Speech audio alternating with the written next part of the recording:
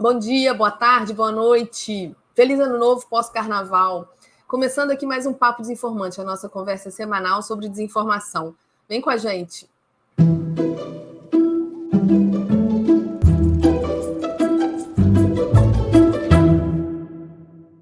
Fazer ou não fazer o nosso Papo Desinformante depois do carnaval? Será que vai ter assunto? A gente ficou com essa questão e tem assunto pacas.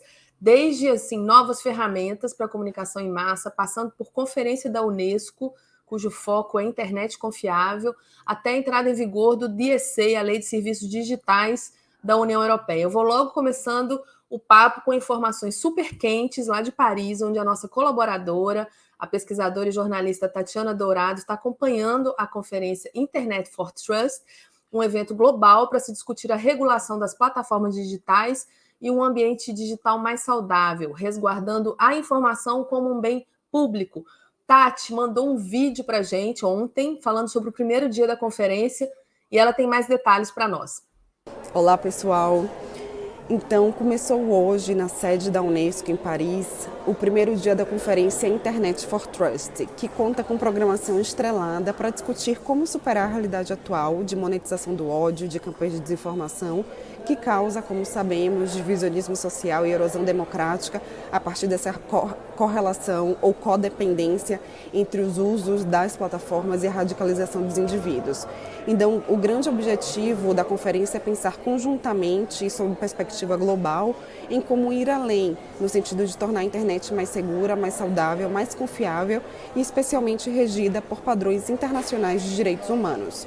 Então, a Unesco mantém em consulta pública o documento que em português se chama Diretrizes para Regulamentar Plataformas Digitais, uma abordagem multissetorial para salvaguardar a liberdade de expressão e o acesso à informação, que visa orientar a elaboração e implementação de processos regulatórios que enfrentem a presença e a circulação de conteúdos ilegais, isto é, aqueles que ofendem leis internacionais de direitos humanos e leis e jurisprudências nacionais, e também conteúdos que causam danos diretos e indiretos à democracia.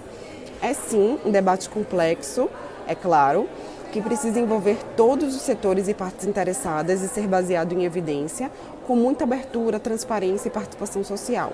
Então, governos e plataformas, particularmente, precisam se envolver e se comprometer com esses valores.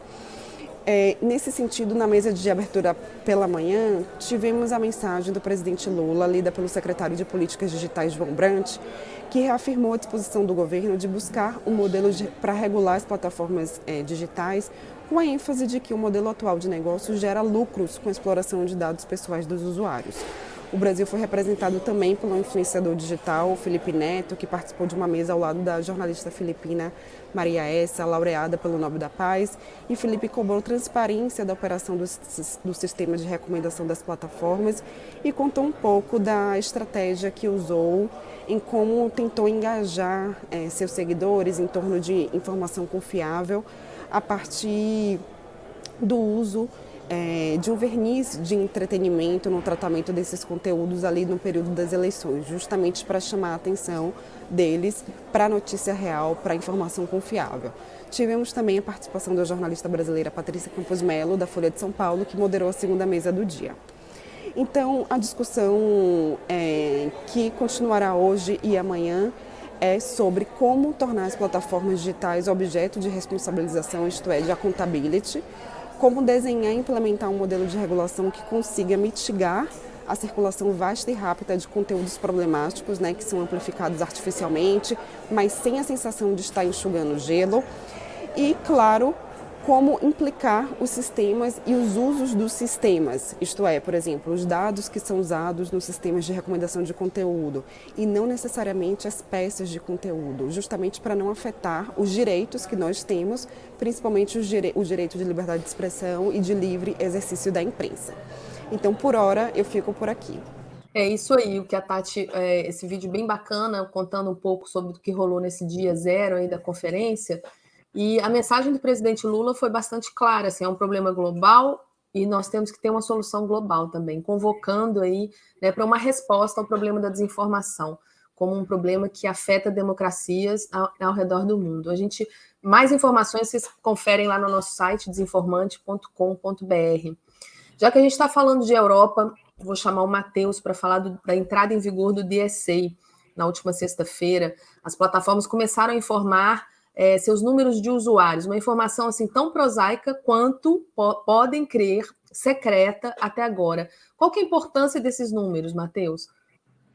Oi, Ana. Oi, Liz. Muito importantes, Ana, porque de fato até então a gente não tinha o número exato, né, de usuários de cada plataforma, ou seja, a gente não sabia o tamanho real dessas plataformas.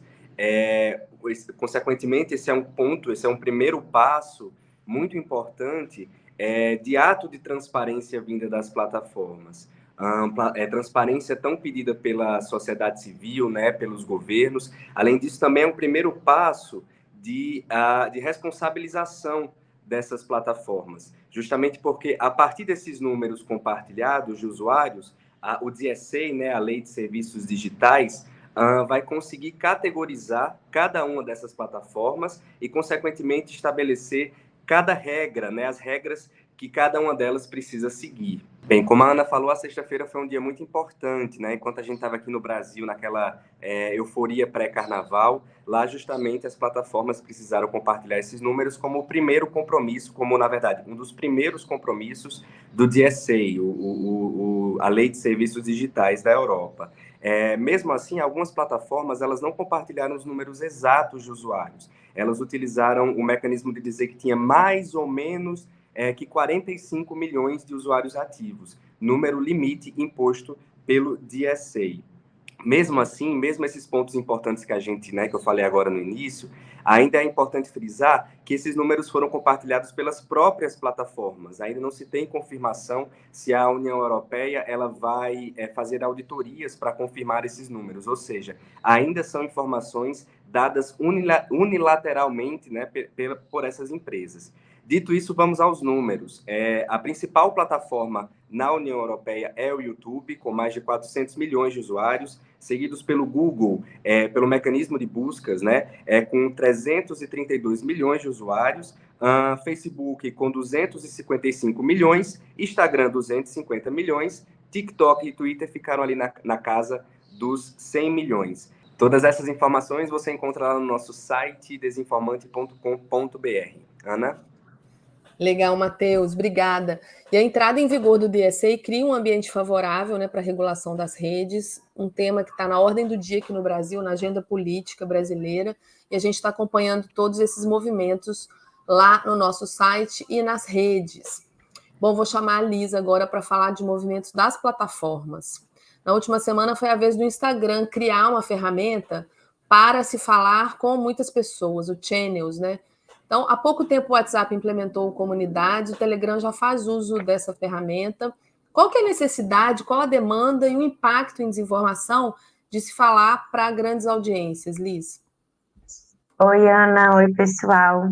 Pois é, né? Não é novidade que as ferramentas, os aplicativos do Grupo Meta sempre buscam novos mecanismos, novas ferramentas para competir com os seus concorrentes, né?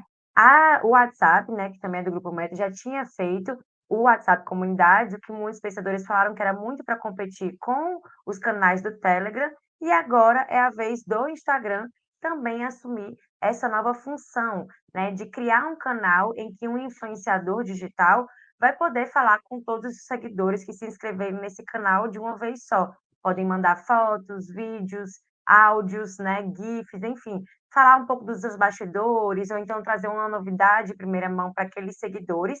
E a partir de agora, isso vai ser feito no Instagram, mas também depois vai seguir para o Facebook. Isso é preocupante porque quanto mais a gente aumenta, né, o número de pessoas que a gente fala, mais fácil fica para disseminar uma informação e também pode ser uma informação falsa, né, uma desinformação. Isso preocupa os pesquisadores justamente por essa comunicação em larga escala, mas também é uma forma, né, como eu já disse, do Instagram tentar competir com outros aplicativos que vêm ganhando sucesso e notoriedade, né, a partir de outras ferramentas. Um dos primeiros, o primeiro criador, na verdade, do Channels no Instagram foi o Mark Zuckerberg, né, o dono do grupo Meta, e ele começou já a compartilhar algumas informações com os seus seguidores, né?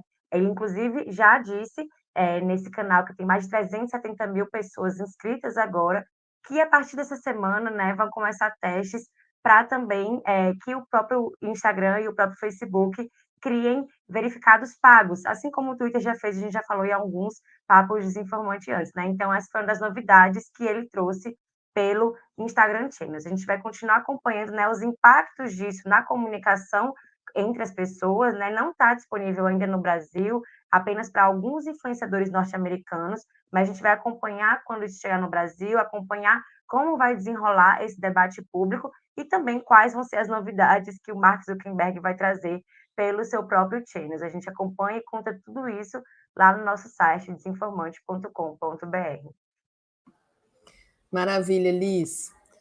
E também essa implementação de novas ferramentas, enfim, falar com muita gente, vem aquela velha pergunta, né? Então, afinal de contas, as plataformas são instrumentos, são locais aí de comunicação interpessoal, são plataformas de tecnologia, né? Ou são empresas de comunicação, né? Que precisam responder a regras, né? Para esse falar em público, falar com o coletivo, né? Essa é a pergunta de milhões. O Papo Desinformante fica por aqui. A gente volta na próxima semana. Enquanto isso, assine o canal, ative o sininho, compartilhe informação confiável sobre desinformação. Nas redes, nós somos Desinformante BR, no Instagram e no Twitter. Até semana que vem. Obrigada pela audiência. Tchau.